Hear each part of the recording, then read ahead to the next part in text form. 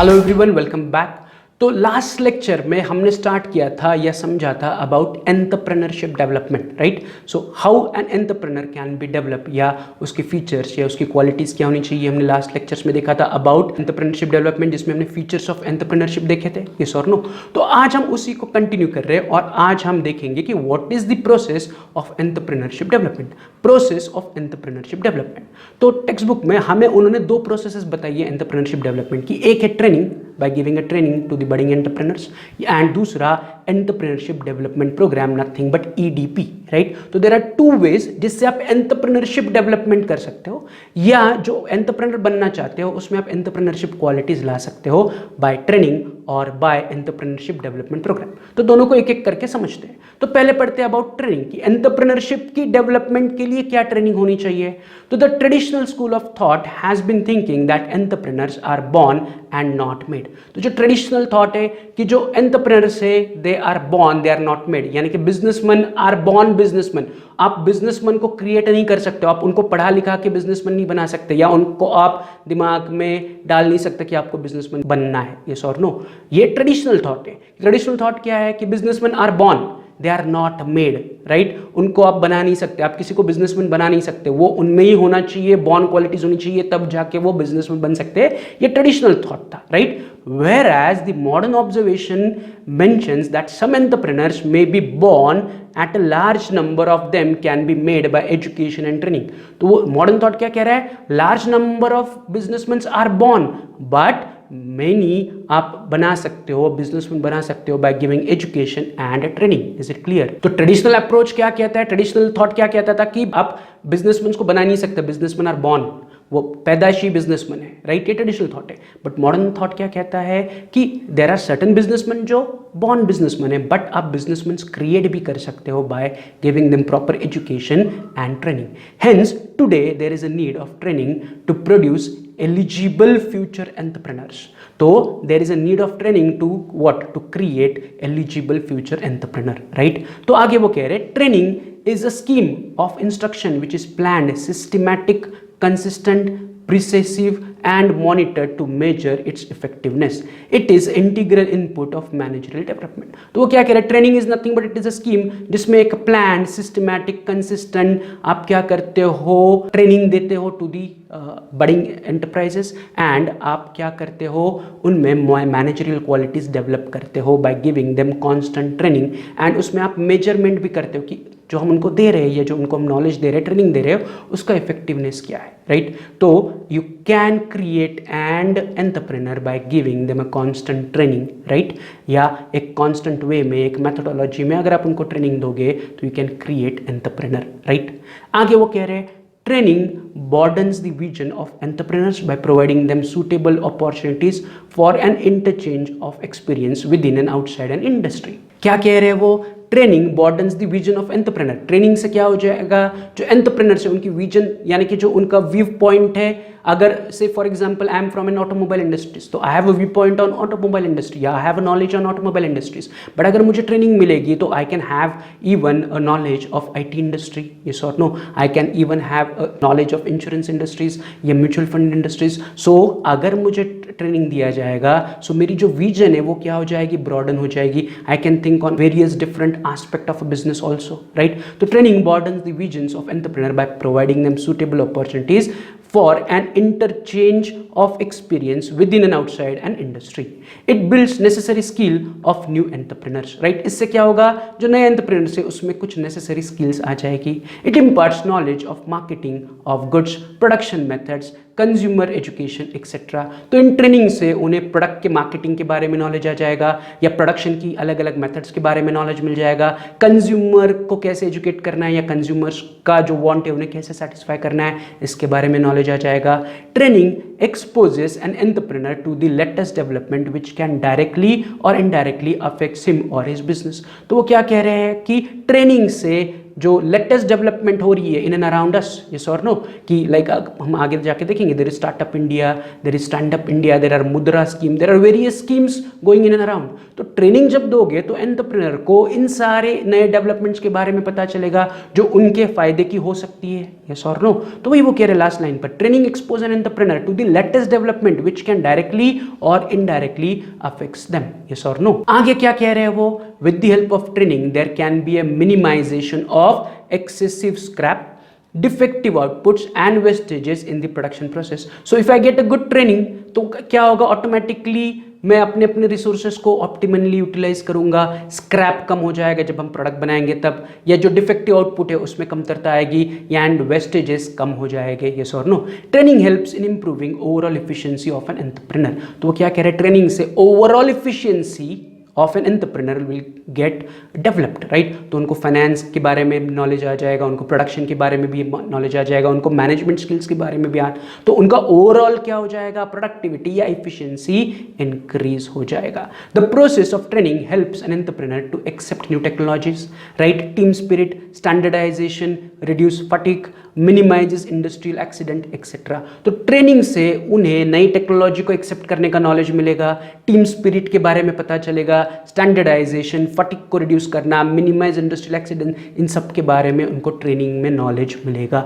Some methods of training are lecture method, जैसे मैं अभी आपको दे रहा हूँ lecture method, some are demonstration method, like experiment करके दिखाएंगे, then individual instructions, individually 1-to-1 instruction दी जाएगी या पूरे ग्रुप को इंस्ट्रक्शन दी जाएगी, या there will be meeting, conference, seminars etcetera. So there are different ways जिससे आप क्या कर सकते हो, एंटरप्रेन्योर्स को ट्रेनिंग दे सकते हो, राइट। तो ये पहला पार्ट था इन एंटरप्रेन्योरशिप डेवलपमेंट कि आप एंटरप्रेन्योरशिप कैसे डेवलप कर सकते हो, by giving training to the entrepreneurs या to the new generation of entrepreneurs.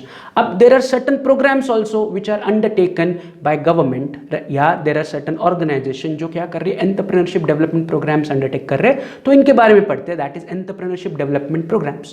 जो second part है that is entrepreneurship development program।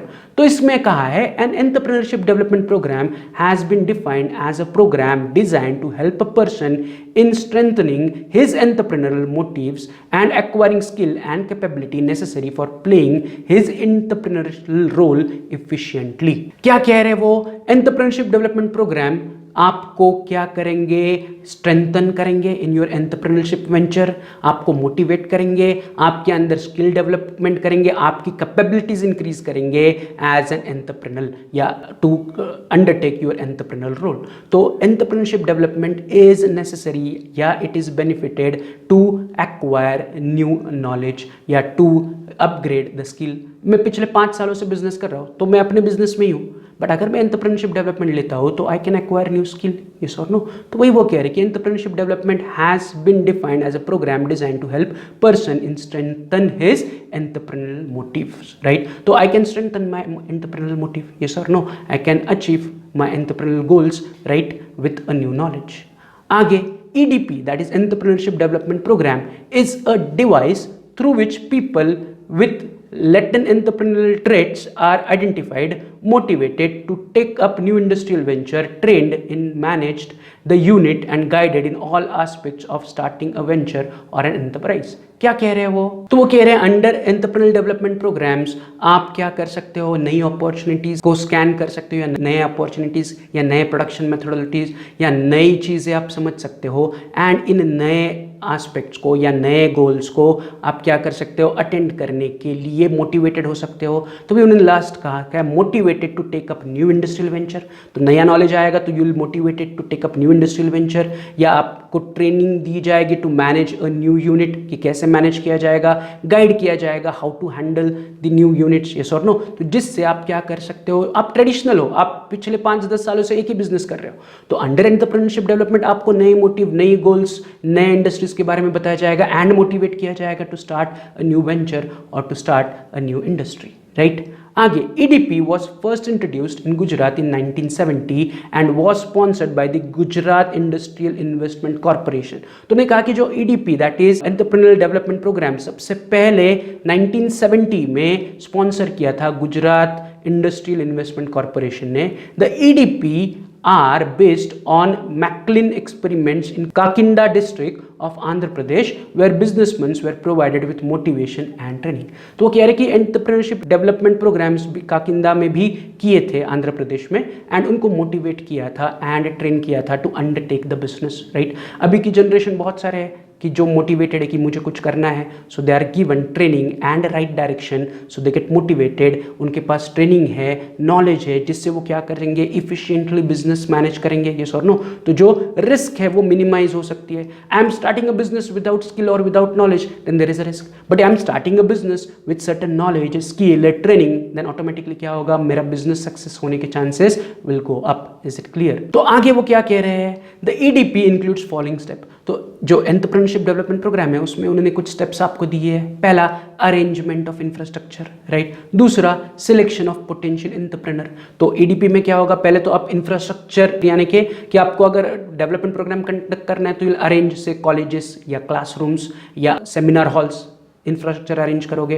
फिर आप क्या करोगे, पोटेंशियल एंटरप्रेन्योर्स को सिलेक्ट करोगे, राइट, बाय पेपर एडवर्टाइजमेंट दोगे, इंटरव्यूज लोगे या उनसे कुछ आप लिख के मांगोगे। तो आप क्या करोगे, पोटेंशियल एंटरप्रेन्योर्स को या जो बिजनेसमैन से या जो एंटरप्रेन्योर्स है जिनके पास कुछ आइडियाज़ है उनसे अपनी आइडियाज़ मांगोगे, and then you will select best of them, that is selection of potential entrepreneur. फिर आइडेंटिफाइंग ऑफ एंटरप्रेन्योर्स, राइट, फिर एक्चुअल ट्रेनिंग प्रोग्राम, फिर 1-to-1 ट्रेनिंग दिया जाएगा, सिलेक्शन ऑफ ट्रेनिंग पर्सनल्स, कौन उनको ट्रेनिंग देगा उनका सिलेक्शन किया जाएगा, selection of method of training, actual training and monitoring and follow. तो ये प्रोसेस है जिससे क्या किया जाता है, जो एंटरप्रेन्योरशिप डेवलपमेंट प्रोग्राम है वो कंडक्ट किया जाता है, राइट। अब आते हैं on the objectives of EDP कि एंटरप्रेन्योरशिप डेवलपमेंट प्रोग्राम के पीछे ऑब्जेक्टिव क्या है, तो उसे समझते हैं। तो उन्होंने कहा है the following objectives of EDP are identified. पहला, to foster entrepreneurial growth in the country, right. India अभी भी ट्रेडिशनली एंटरप्रेन्योरल कंट्री नहीं है, right. Majority of the population wants to earn a safe livelihoods by doing job, कि चलो मुझे time to time महीने का महीना पगार आएगा, राइट। तो वो कह रहे हैं कि एंटरप्रेन्योरशिप डेवलपमेंट प्रोग्राम के पीछे का जो मोटिव है, ऑब्जेक्टिव है, to foster the entrepreneurial growth in our country, कि इंडिया में number of entrepreneur should increase. तो वही कह रहे हैं, to foster entrepreneurial growth in the country. दूसरा, optimum use of available resources. इसके पीछे दूसरा इंपॉर्टेंट रीजन है कि अगर आपको ट्रेनिंग है, नॉलेज है, आपको प्रोडक्ट कैसे बनाना है उसका सही नॉलेज है, टेक्निकल नॉलेज है, तो vestiges will go down, automatically आपका एफिशिएंसी बढ़ेगा, प्रोडक्शन विल गो अप, तो जो रिसोर्सेस यूटिलाइजेशन है वो क्या होगा, ऑटोमेटिकली ऑप्टिमम होगा। तो ये दूसरा ऑब्जेक्टिव है। तीसरा ऑब्जेक्टिव है development of backward region and improving economic status of socially disadvantaged group. तो वो क्या कह रहा है, एंटरप्रेन्योरशिप डेवलपमेंट से आप क्या करोगे, रूरल प्लेसेस में जाके भी एंटरप्रेन्योर्स को ढूंढोगे, उन्हें ट्रेनिंग दोगे, तो वो अपने रूरल प्लेस पे या बैकवर्ड प्लेसेस में या बैकवर्ड जगह पे बिजनेसेस स्टार्ट करेंगे या एंटरप्राइजेस स्टार्ट करेंगे, जिससे बैकवर्ड रीजन्स का इकोनॉमिक डेवलपमेंट हो, यस और नो। ये जो अंडर प्रिविलेज्ड ग्रुप है, राइट, गरीब लोग हैं, उनको आप मदद करोगे फॉर एंटरप्रेन्योरल डेवलपमेंट, या जो अंडर प्रिविलेज्ड या बैकवर्ड या डिसएडवांटेजेस ग्रुप है उनको आप सहायता दोगे, ताकि उनमें एंटरप्रेन्योरशिप क्वालिटी आ जाए and they will strive to do और to undertake certain businesses, yes और नो। तो ये तीसरा ऑब्जेक्टिव है। चौथा objective, generation of employment opportunities, yes और नो।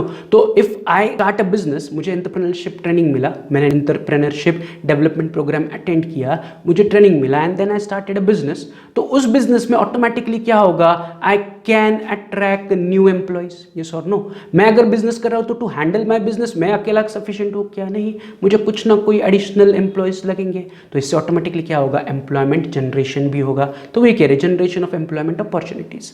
एंड पांचवा, widening the base for small and medium scale industries. तो एंटरप्रेन्योरशिप डेवलपमेंट में क्या होगा, small and medium scale industries में ग्रोथ आएगी, तो widening the base.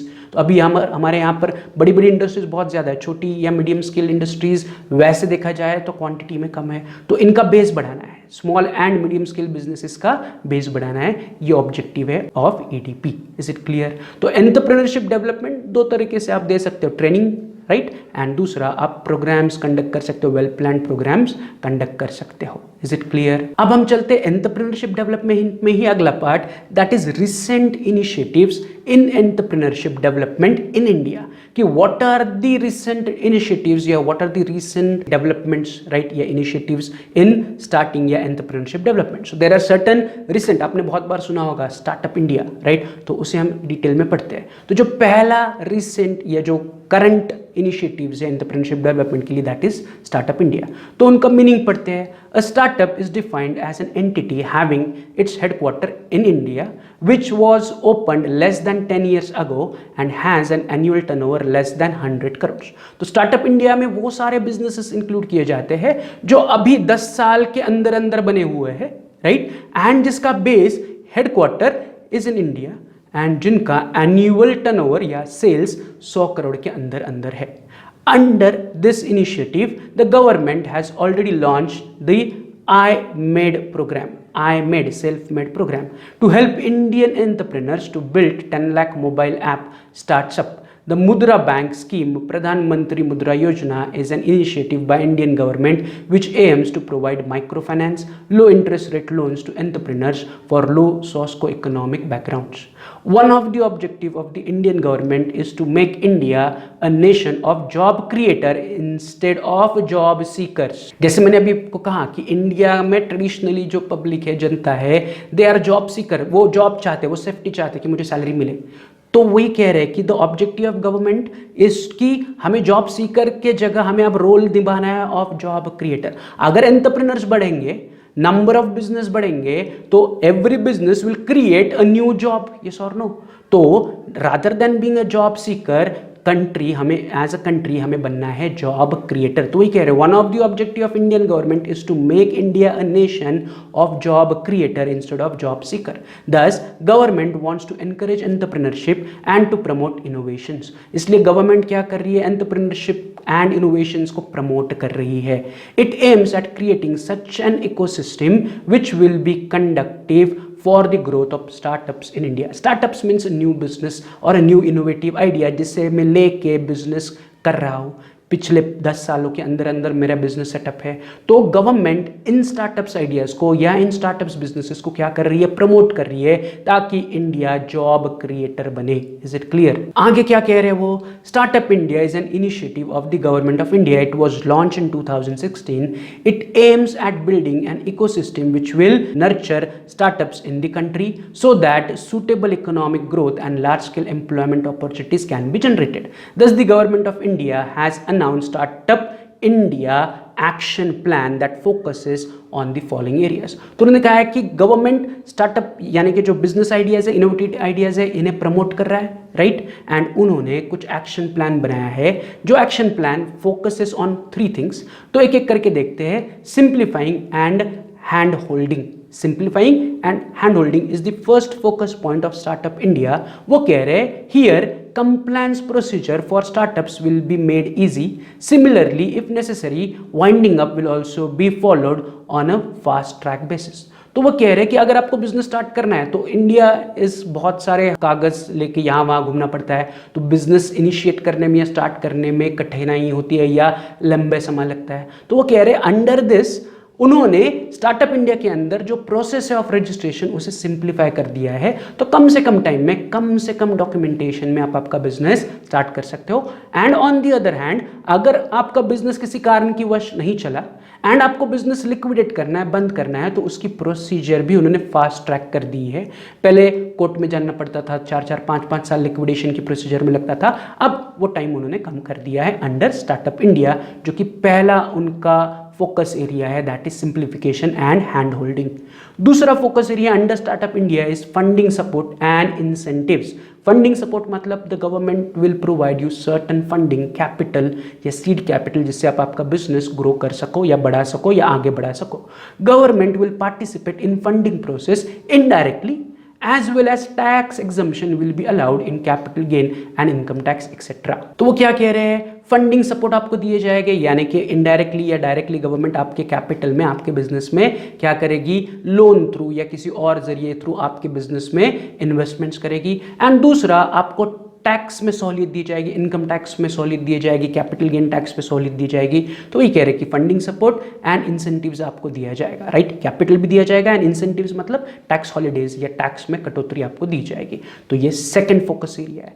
Third focus area of startup India is industry academic partnership and incubation. Means what? Under this initiative, government is proposing to introduce startup feast to provide pre-incubating training to set up incubators with the help of private sector to launch innovation focused program for students and so on. तो वो कह रहे कि यहाँ पर government focus कर रही है to start a incubation centre मतलब training centre which are privately sponsored, या प्राइवेटली बड़ी बड़ी कंपनीज है जो इंक्यूबेशन सेंटर्स चलाएगी, उसमें वो स्टूडेंट्स को ट्रेनिंग देगी towards the entrepreneurship development, right. तो ये फोकस एरिया इनका, that is to start incubation centre, right.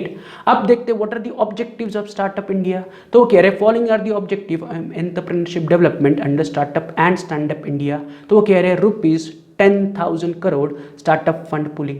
तो उनका ऑब्जेक्टिव क्या है कि 10,000 करोड़ का एक पुल बनाना, ये गवर्नमेंट का ऑब्जेक्टिव है, right. Reduction in patent registration fees में रिडक्शन लाना है। Improve bankruptcy code to ensure 90 days exit window, मतलब मैंने बिजनेस स्टार्ट किया एंड मेरा बिजनेस किसी वर्ष नहीं चला तो I need to liquidate it, मुझे बैंक्रप्ट उसे करना पड़ेगा। तो पहले उसमें मैंने जैसे कहा कि बहुत सारा टाइम लगता था, अब उन्होंने उसे 90 days पे लेके आए, राइट। फोकस एरिया उनका वन ऑफ ये है। Freedom from mystifying inspections for first 3 years of operation. So if I am registered under startup India या I am conducting my business under startup India, तो पहले 3 साल का वो इंस्पेक्शंस का आपको क्या करेंगे, इंस्पेक्शन नहीं करेंगे। Freedom from mystifying inspection for the first 3 years of operation. दूसरा, freedom from capital gain tax for first 3 years of operation, कि मैंने बिजनेस स्टार्ट किया एंड मुझे कैपिटल गेन हुआ बाय सेलिंग सर्टेन एसेट या पेटेंट्स बेचने पर मुझे कैपिटल गेन हुआ तो उस पर टैक्स नहीं लगेगा। चौथा, आगे वो कह रहे हैं freedom from the tax for first 3 years of operation, income tax भी पहले 3 साल नहीं लगेगा। फिर self glorification compliances to target 5 lakh schools and involve 10 lakh children in innovative related programs, encourage entrepreneurship within the country। फिर promote India across the world as a startup hub, build startup oasis as a Rajasthan incubation center। तो ये उनके objectives है अलग अलग, right. तो इसमें आपको लर्न करने जैसा कुछ नहीं है, राइट। आगे बढ़ते हैं, चलते हैं ऑन द नेक्स्ट प्रोग्राम जो गवर्नमेंट ऑफ इंडिया अंडरटेक कर रही है, that is stand up India. तो जो पहला प्रोग्राम अभी हमने डिस्कस किया दैट इज स्टार्टअप इंडिया। अब हम चलते हैं on the stand up India, कि stand up India scheme specifically SC ST के लिए बनाई गई स्कीम है या फिर वुमेन एंटरप्रेन्योर्स के लिए बनाई हुई स्कीम है, राइट। ध्यान से सुनो मैं क्या कह रहा हूँ। Stand up India is a scheme undertaken to promote और to give financial aid for SC ST persons and for women entrepreneurs, right. तो इसका ऑब्जेक्टिव पढ़ते हैं एक करके। Objective of stand up India scheme, the objective of stand up India scheme is to facilitates bank loan, underline that, to facilitates what, bank loan between ₹10 lakhs to 1 crore to the list 1 scheduled caste, that is SC, or scheduled tribe borrowers, and at least 1 woman borrower per bank branch for setting up greenfield enterprise. These enterprises may be in manufacturing, services, or the trading sector. In case of non-individual enterprise, at least 51% of the shareholding and controlling stake should be held by either SC ST person or by an woman entrepreneur। तो वो क्या कह रहे हैं, under stand up India के under आप loan ले सकते हो या लोन प्रोवाइड किया जाएगा to a business person who is of SC, that is scheduled caste या शेड्यूल्ड ट्राइब, या is a woman entrepreneur, right. But अगर वो इंडिविजुअल एंटरप्रेन्योर नहीं है, is a corporate business like private company है, तो 51% स्टेक यानी कि majority of stake should be with a woman entrepreneur और अ पर्सन जो SC या ST से बिलोंग करता है। Is it clear? तो यहां पर आपको लोन दिया जाएगा। कितना लोन दिया जाएगा? 10 लाख से लेके 1 करोड़ तक, जिसमें आप बिजनेस कंडक्ट कर सकते हो, मैन्युफैक्चरिंग बिजनेस या ट्रेडिंग बिजनेस या दूसरा कोई भी आप बिजनेस इसमें कर सकते हो, राइट। अब इसमें एलिजिबिलिटी क्या होनी चाहिए लोन पाने के लिए? अगर मुझे स्टैंड अप इंडिया के अंडर लोन चाहिए तो eligibility has to be, I should be either SC और ST और I should be a woman entrepreneur above the age 18। दूसरा, loans under this scheme are available for only greenfield projects. Greenfield signifies the first time venture of the beneficiary in the manufacturing or service or a trading sector। अब वो क्या कह रहे हैं कि जो loan ले रहे हैं it should be A greenfield project, मतलब पहली बार एंटरप्रेन्योरशिप में आ रहे हो, आप पिछले 25 सालों से बिजनेस कर रहे हो एंड आज आप लोन मांगने जाओगे, नहीं मिलेगा।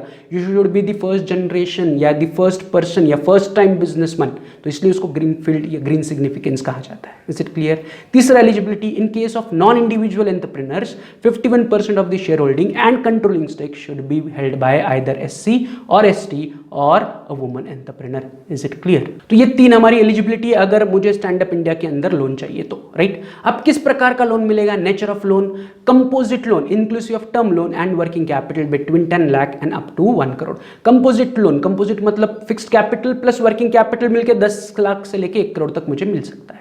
पर्पस ऑफ लोन, ये जो लोन में ले रहा हूं उसको किस पर्पस के लिए यूज करना है? For setting up new enterprise in manufacturing, trading और service sector by SC ST और वुमन एंटरप्रेन्योर, राइट। तीसरा, साइज ऑफ लोन, कितना लोन मिलेगा? Composite loan of 75% of the project cost inclusive of term loan and working capital. However it will not be applicable if the borrower's contribution along with conferring support from any other scheme exceeds 25% of the project cost। तो वो क्या कह रहे हैं, simple याद रखो इसमें कि कितना लोन मिलेगा।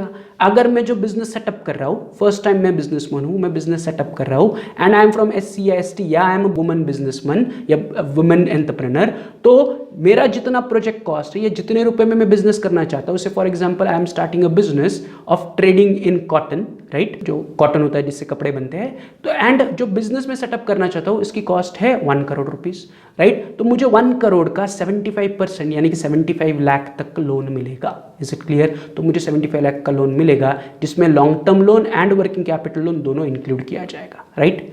फिर आते हैं इंटरेस्ट रेट की, कितना इंटरेस्ट लगेगा इस कर्जे पे। तो वो कह रहे the rate of interest would be lowest applicable rate of the bank for the category, मतलब जिस कैटेगरी में मैंने बिजनेस लोन लिया तो बिजनेस लोन का जो लोएस्ट अवेलेबल रेट है उतना मुझे चार्ज करेंगे, right. Rating category not exceed base rate that is MCLR plus 3% plus 10 year premium, इन तीनों के कॉम्बिनेशन से जो रेट ऑफ इंटरेस्ट लगेगा उतना मुझे देना पड़ेगा। Is it clear? अब जब हम कर्जा लेते तो we have to keep some securities, तो वो कह रहे हैं सिक्योरिटी कि लोन लेने के लिए मुझे क्या सिक्योरिटी देनी पड़ेगी, तो वो देख रहे हैं besides primary security the loan may be secured by collateral security और guarantee of credit guarantee fund scheme for startup India loans as decided by the bank. तो बैंक डिसाइड करेगी क्या उनको एडिशनल सिक्योरिटी चाहिए, राइट। तो वो bank guarantee भी मांग सकती है या स्टार्टअप इंडिया के अंदर देयर इज CGFSIL, वो भी आपका गारंटर बन सकते हैं, राइट। रीपेमेंट, अब जो मैं कर्जा लूंगा उसका रीपेमेंट टर्म कितना है, मतलब मैंने कर्जा ले लिया और भाग गया, ऐसा नहीं होगा ना, I have to repay it,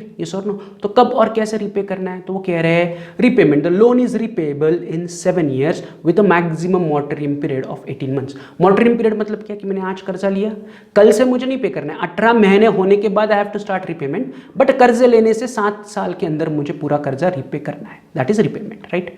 working capital for withdrawal of working capital up to 10 lakhs, the same may be sanctioned by way of overdraft, RuPay debit card to be used for convenience of the borrower, working capital limit above 10 lakh to be sanctioned by way of cash credit limit, right। तो अगर मुझे working capital चाहिए तो 10 लाख रुपए तक का working capital मैं क्या कर सकता हूँ, बाय ओवरड्राफ्ट फैसिलिटी ले सकता हूँ एंड वो पैसे मैं RuPay डेबिट कार्ड यूज करके निकाल सकता हूँ। अगर 10 लाख रुपए से ज्यादा मेरा वर्किंग कैपिटल है तो वो एज अ कैश क्रेडिट मुझे दिया जाएगा, not as overdraft, right. Last, margin money.